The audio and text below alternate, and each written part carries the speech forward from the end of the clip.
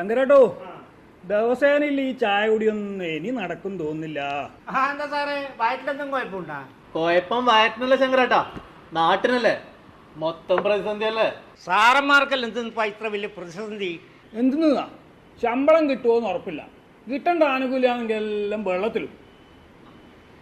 അങ്ങനെ പറഞ്ഞു കൊടുക്ക് പ്രകാശ് സാറേ. ഈടെ പിന്നെ ചിലർക്ക് എന്ത് കിട്ടിയാലും അതിന് മധുരം തന്നെ. മധുരം തന്നെയാ സാറേ. ശമ്പളം ആനുകൂല്യം മുടങ്ങണമെന്ന് ആഗ്രഹിക്കുന്നവരെ മനസ്സിലാ കയ്പ്. അതിനിപ്പോ ഇവിടെ ആർക്ക് ശമ്പളം മുടങ്ങിനി? ശമ്പളം മുടങ്ങണമെന്നും പെൻഷൻ കൊടുക്കരുതെന്നും നാടിന്റെ വികസനം മൊത്തം മുടങ്ങണമെന്ന് ആഗ്രഹിക്കുന്ന കുറെ ഉണ്ട് ശങ്കരേട്ട നമ്മളെ നാട്ടില്. കേരളത്തിന് അർഹതപ്പെട്ട സാമ്പത്തിക വിഹിതം നിഷേധിക്കുന്ന കേന്ദ്രത്തിനെതിരെ ശബ്ദിക്കാൻ ഇവരുടെ നാവ് പൊങ്ങില്ല.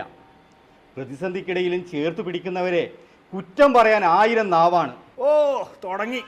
എന്തെന്ന് പറഞ്ഞാലും ഒരു കേന്ദ്രം ഒന്ന് നിർത്തണ്ട സാറേ. അങ്ങനെ പറയല്ലേ എന്റെ പ്രകാശ് സാറേ. സുപ്രീം കോടതി വരെ പറഞ്ഞല്ലേ കേരളത്തിന് പൈസ കൊടുക്കണമെന്ന്.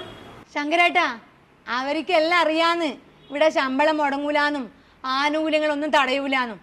ഇവിടുത്തെ ജനങ്ങളെയും ജീവനക്കാരെയും ഒന്നിച്ചാണ് നമ്മളെ സർക്കാരെന്നും അവർക്കറിയാം. അത് ശരിയാണ്. 1 മാസം പെൻഷൻ എനിക്കും എൻ്റെ ഓക്കും ഇനി അത് കിട്ടി. ഇനി 2 മാസത്തത് ഈ വിഷുവിന് തരാൻ പോന്നു. പറഞ്ഞ പോലെ ചെയ്യുന്നത് നമ്മുടെ സർക്കാർ. പിന്നെ പ്രകാശ് സാറേ, നിങ്ങൊന്നിനും ബേജാറാവണ്ട.